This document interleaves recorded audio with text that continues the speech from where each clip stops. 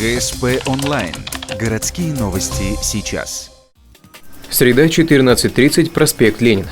Трое парней рисуют граффити. На кирпичной стене ребята хотят изобразить подвиг Валерия Чкалова. В 1937 году он совершил первый беспосадочный перелет из СССР в США через Северный полюс.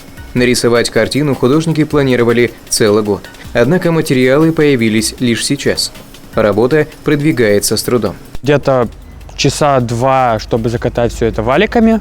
Потом, пока это все высохнет, где-то сутки. Затем мы приступаем рисовать банками. И вот где-то мы уже рисуем сегодня с 9 утра. Как заявляют художники, не повезло с погодой. Из-за дождя им приходится работать с перерывами. Они успели нарисовать только основной фон. На него уже ушло более 20 баллончиков с краской. Дальше планируется разместить и нарисовать самолет. Закончить граффити сегодня ребятам не удастся. Продолжить работу они планируют завтра. Какой бы сюрприз ни устроила погода.